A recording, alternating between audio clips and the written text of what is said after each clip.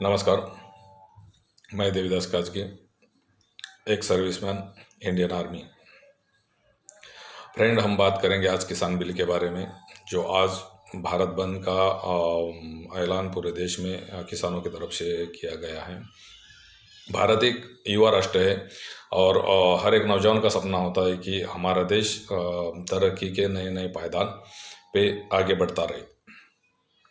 Friend, जो आज किसानों का बंद है, ये किसान उत्पाद व्यापार वाणिज्य अध्यादेश 2020 है, इसके विरोध में है और होना भी चाहिए, क्योंकि जब अपने अस्तित्व की लड़ाई हो तब हमने आगे आना चाहिए।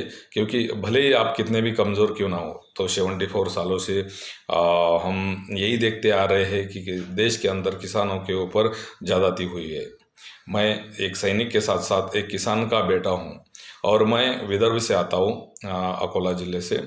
तो किसान का बेटा होने के नाते कि किसान का जो जीवन यापन है ये बहुत नज़दीक से देखा है, और उसके बाद सैनिक होने के बारे में नाते पूरे देश में घुमा हूँ।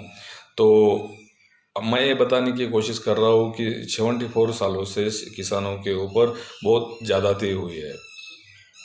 हर एक जो कोई भी सरकार आती है तो वो सिर्फ ये बताने की कोशिश करती है कि हम किसान और इनके लिए जनता के सेवक है, लेकिन सही मायने में ये सेवक नहीं है। ये सिर्फ सेवा के नाम पे सिर्फ मेवा खाते हैं। आज हम बात करेंगे किसान बिल के बारे में।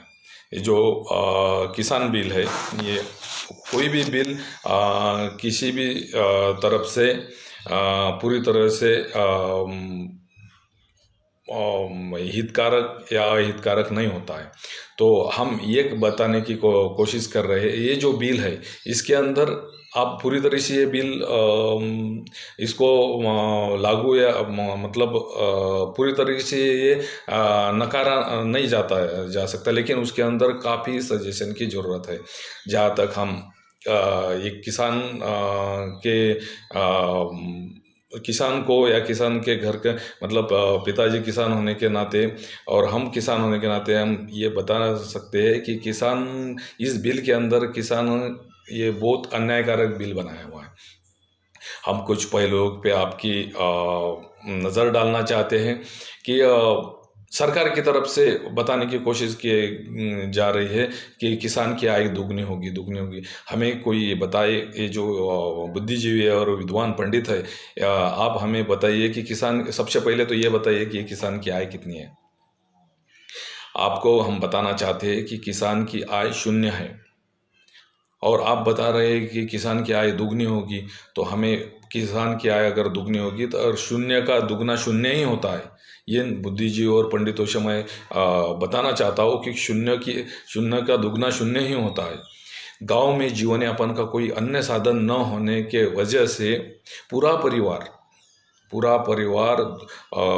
कड़ी धूप और ठंड में अपना हाड़ मांस गलाने को मजबूर होता है। अभी हम बात करेंगे ये बिल के ऊपर। आपको देखा जाए तो पूरे देश में अगर किसानों की एक महीने में 100 आत्महत्या होती है तो उसमें से 70 आत्महत्या ये विदर्भ में होती है। तो एज ए विदर्भ का होने के नाते आपको बताना चाहता हूँ कि किसान की बदतर हालत हमने करीब से देखी है। और ये जो 70 आत्महत्या विदर्भ के अंदर होती है, इसके लिए बेसी जिम्मेवार ये आज तक की ये नेता है। उन्होंने सिर्फ अपना ये देश का पूरा पैसा लूटा है और ये इन्होंने अपना पूरा सेवा न करते हुए सिर्फ मेवाएं खाया हुआ है। मैं आप लोगों से बताना चाहता हूँ कि इस अध्यादेश में किसान पे सितम और बड़े व्यापारियों पे रहम किया हुआ है। इन लोगों ने जो भी उसके, और सबसे बड़ी बात यह है कि सरकार क्या कर रही है, अपनी जवाबदेही और जिम्मेवारी इससे क्या कर रही है, वो पल्ला झाड़ रही है।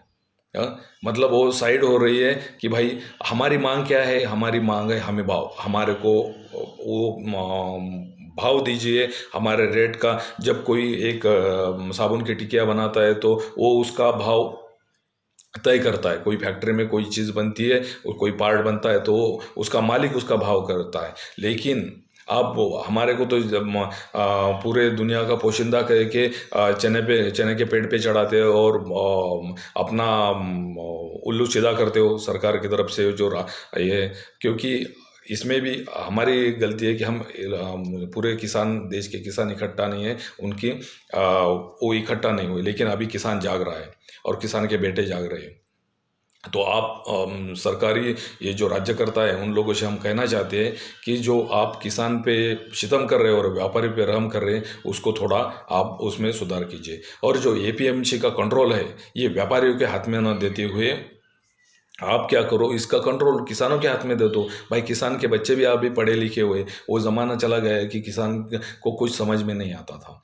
और जो आप न्यूनतम समर्थन मूल्य, ये जो न्यूनतम समर्थन मूल्य तय करने की जो आप कोई गारंटी दे दो आप उसके अंदर, और हमें वन नेशन वन रेट, एक राष्ट्र एक दाम चाहिए।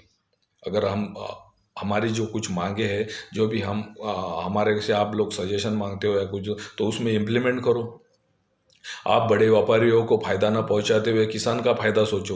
हाँ, यही किसान उत्पाद का सार, आप लोगों के जो बिल है, आप लोगों का सेंटर पॉइंट ये किसान होना चाहिए, उसके हित में होना चाहिए। लेकिन कभी भी आपने उस किसान का 74 सालों से कभी आप किसान के बारे में सोचा नहीं है। सिर्फ स्वामीनाथन आयोग लागू करेंगे, सिर्फ स्वामीनाथन आयोग लागू करेंगे। कब करेंगे स्वामीनाथन आयोग लागू? जब आप विरोध में रहते हो तो बड़ी बड़ी बातें करते हो, और जब वो सरकार में आते हो तो कुछ एक्शन करने की बात नहीं करते हो। और हाँ, हम जब आप लोगों की खासदार आमदार लोगों की तनख्वाह या कोई भत्ता बढ़ाने की बात आती है, सभी इकट्ठा चोर चोर इकट्ठा होके अपना उल्लू सीधा करते हो।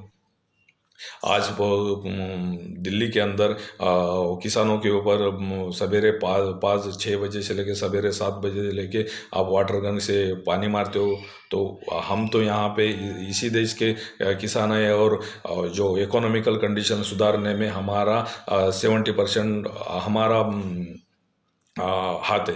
क्योंकि अगर लॉकडाउन में आप लोगों को अपनी औकात दिखा दी है, अगर लॉकडाउन में आप डिजिटल इंडिया की बात करते हो, चलो अच्छा है, क्या गूगल से रोटी डाउनलोड करके खाना था क्या लॉकडाउन के अंदर? हाँ, या पत्थर खाना था या सीमेंट खाना था? तो आप सुधर जाओ, अभी भी आप लोगों का वक्त है, नहीं तो तख्ता पलट में ज़्यादा वक्त नहीं लगता है। चौधरी चरण सिंह ने कहा, हमारे को चौधरी चरण सिंह जी की याद आती है, और उन्होंने कहा था, ये जो खास करके जो आपने ये मीडिया वाले पाल के रखे हैं, उन्होंने कहा था जिस दिन ये लोकशाही का चौथा स्तंभ है मीडिया, ये मेरे बारे में बोलना लिखना बंद कर देगी तो समझ लेना कि मैं बिक चुका हूँ। तो ज़्यादा कुछ बोलने की मीडिया के बारे में हमारी ज़रूरत नहीं है। वो क्या है, कैसी न्यूज़ चलाती है, अब क्या बोलते हैं उनको सब लोगों को पता है। लेकिन हम किसान हैं और अपने अस्तित्व के लिए हम आखिरी दम तक लड़ेंगे।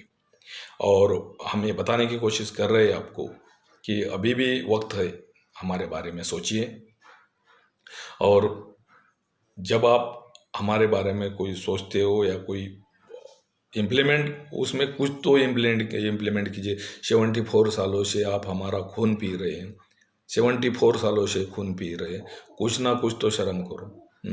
आप लोगों को जो इतिहास के पन्ने पलट के देखिए, लाल बहादुर शास्त्री जी ने क्या किया था।